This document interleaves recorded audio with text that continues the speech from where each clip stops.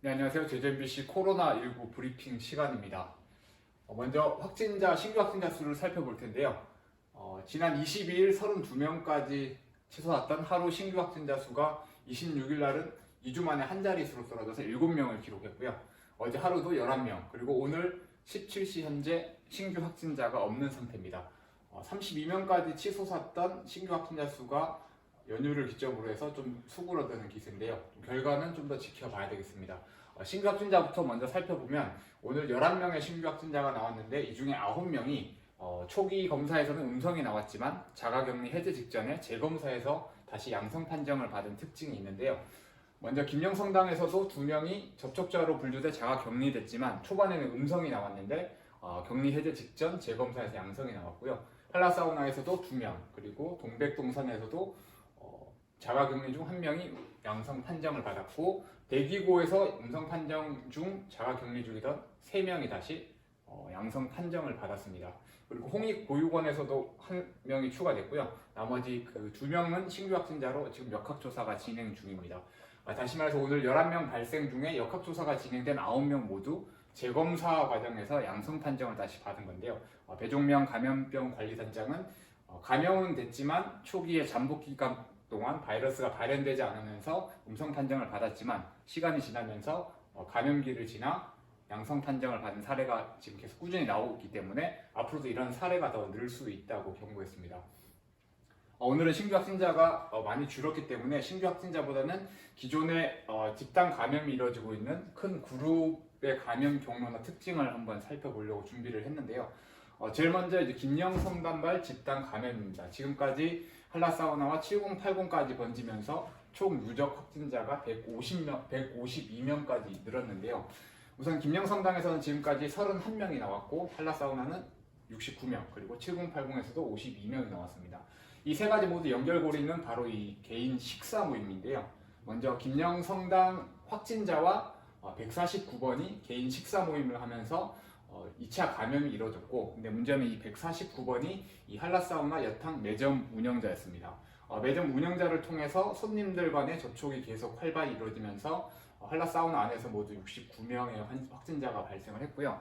확진자들의 동선이나 접촉자 수를 계속 살펴보다 보니까 이 177번 확진자에 대한 추가 전파자가 17명이나 나와서 상당히 궁금했었는데, 이 177번 확진자의 경우 인근에 있는 에어로빅 강사로 확인이 됐습니다. 이 에어로빅 강사가 한라사우나에 방문을 해서 접촉이 이뤄진 이후에 이 에어로빅 학원 회원들을 상대로 이제 집단 전파를 일으키면서 17명의 확진자가 나왔고요. 그리고 7080과 한라사우나의 연결고리도 이 개인 식사 모임입니다.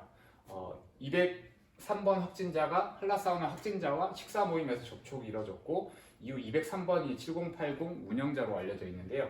이 7080 운영자가 손님들뿐만이 아니라 건물 전체로 감염 전파가 이뤄지면서 이 7080에서도 52명의 확진자가 나왔습니다. 추가 전수 검사에서는 아직 추가 확진자가 나오진 않았는데요. 지금처럼 이 접촉 이후 자가격리 상태에서도 다시 양성 판정을 받는 경우들이 계속 나오고 있기 때문에 더 늘어날 가능성도 있습니다.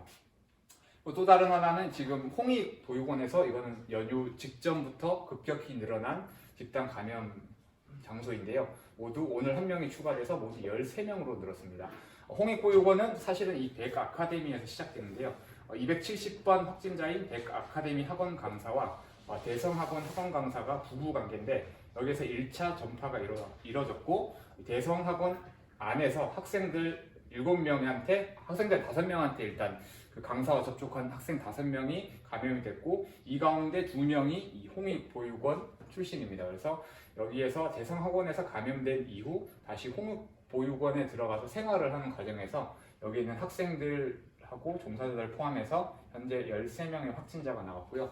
그리고 또 다른 하나는 최근에 늘어나고 있는 동백주간센터 관련 확진자입니다. 여기도 현재까지 17명의 확진자가 나왔고요. 대기고에서는 추가 확진자가 계속 나오지 않았다가 자가격리 중 3명이 오늘 갑자기 늘어나면서 최종 13명이 됐습니다. 이 크게 4가지 있는 그 집단 감염 장소의 특징이 뭐냐면, 사실 가장 우려되는 부분인데, 이 김영성 단발 집단 감염의 애초 첫 감염자가 지금 120번인지 121번인지도 사실은 명확히 확인이 안 되는데요. 이분들이 어디서 감염됐는지 아직 감염원을 찾지 못하고 있습니다. 그리고 이 홍익 보육원 사태로까지 번진 이 백아카데미 강사 최초 강사 270번도 아직 어디에서 감염됐는지 모르는 상황이고요. 동백동산 같은 경우는 314번에 의해서 이 동백 주간센터로 확진자가 지금 계속 늘어나고 있는데 이 314번이 어디서 감염됐는지 아직 모르는 상황입니다. 대기고도 주춤했다가 다시 13명으로 늘었지만 이 첫 확진자인 120번 학생 같은 경우에도 아직 어디에서 감염됐는지 모르는 상황입니다. 즉 이 모든 사람들이 역학조사가 진행된 지 꽤 됐는데 아직 감염 경로를 찾지 못했다는 것은 아직 확진 판정을 받지 않은 무증상자에 의해서 감염이 된 것으로 추정이 되는 거고요. 이렇기 때문에 이런 집단 감염 사태가 전혀 예측하지 않았던 다른 곳에서 또 발생할 가능성이 매우 높다는 겁니다.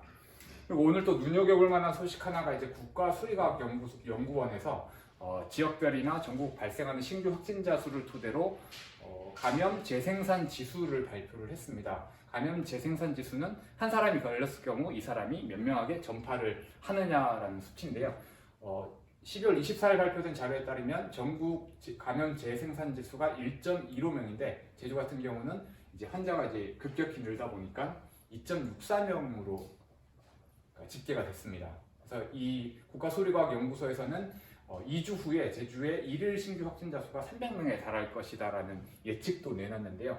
근데 이 국가수의과학연구원의 자료를 계속 지켜보면 이 수치가 계속 바뀌고 있어서 사실 300명까지 늘어날 가능성은 좀 낮아 보이고요. 왜냐하면 이 통계를 잡는 기준 자체가 환자가 급격히 늘어났던 24일 기준으로 잡았기 때문에 300명까지 늘어날 가능성은 좀 없어 보이고 더군다나 지금 제주 지역의 신규 확진자 수도 줄어드는 추세여서 300명까지는 늘어나지 않을 것 같습니다. 오늘은 일단 전체 그 집단 감염지의 감염 경로를 중심으로 특징 같은 것들을 살펴봤고요. 궁금한 사항들은 피드백을 주시면 다음 시간에 거기에 맞춰서 준비하도록 하겠습니다. 네, 감사합니다.